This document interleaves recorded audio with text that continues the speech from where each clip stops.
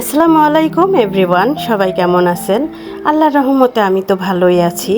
আবারও চলে এলাম নতুন একটা ব্লগ নিয়ে। কালকে আমি ব্লগটা দিতে পারি নাই, কারণ আমি একটু অসুস্থ বোধ করতেছিলাম। এই জন্য শরীর বেশি একটা ভালো লাগছিল না, কেন জানি আলসামও লাগছিল যে আমি ভয়েস দেব, এডিটিং করব।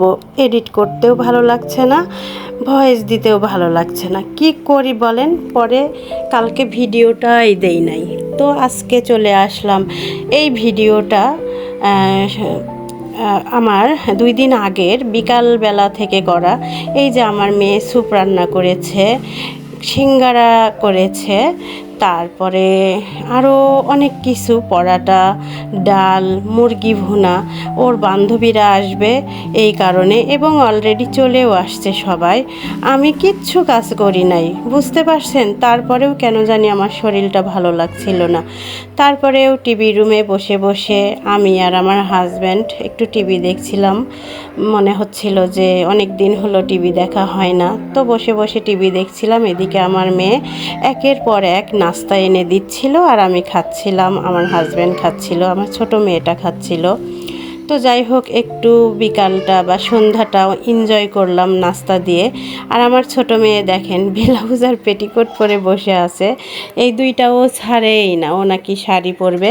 এই যে আমার মেয়ে আর আমার মেয়ের বান্ধবী। আমার মেয়ে চেহারা দেখাচ্ছে না, কারণ ও কাজ করতেছে, এই জন্য চেহারা দেখাইতে চাচ্ছে না। আমি পরে বললাম, আরে একটু দেখা না চেহারাটা, কি হবে।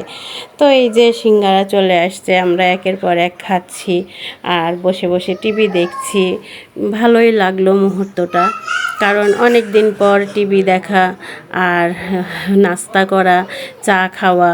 অনেক দিন পর আমি একটু দুধ চা খেলাম, ভালোই লাগলো। কিন্তু দুধ চা বা চিনি দিয়ে আমি খাই না চাটা। আর এই যে বসে বসে স্যুপ খাচ্ছিলাম। এর মধ্যে সমস্ত কাজ আমার মেয়ে এক এক করে করে আমাদেরকে নাস্তা পানি দিল, আমরা খাইলাম। রাতে পরাঠা আর হলো মুরগি ভুনা করছিল, ডাল ভুনা, মুরগি ভুনা। তো আমরা কেউই রাতে আর খাবার খেতে পারি নাই, কারণ এগুলা খেয়ে পেট ভর্তি ছিল, এই কারণে আর খেতে পারি নাই। তো যাই হোক, আপনাদের কি বলবো, সবার সংসারেই বুঝি এরকমই হয়। তো যাদের বড় মেয়ে আছে তারা একটু হলেও কাজ করে আর মাদেরকে হয়তো বা একদিনের জন্য হলেও ছুটি দেয়। তো আমার মেয়েও তাই করে। এই যে মেয়ের বান্ধবীরা বসে বসে গল্প করছে আর আমি একটু ভিডিও করলাম, ওদেরকে বলছি আমি কিন্তু ভিডিও করতেছি। ওরা মনে হচ্ছে যে আমি ছবি উঠাচ্ছি, এইরকম পোজ দিচ্ছে। পরে বললাম, আরে না, আমি তো ভিডিও করতেছি। এটা নিয়ে ওরা আবার হাসাহাসি। তা আমিও অনেকটা মানে হাসিই ফেললাম যে কি করার, আমি ভিডিও করতেছি, ওরা পোজ দিচ্ছে যে ছবি উঠানোর, কিছু করার নাই। সেটা নিয়ে হাসাহাসি অনেক।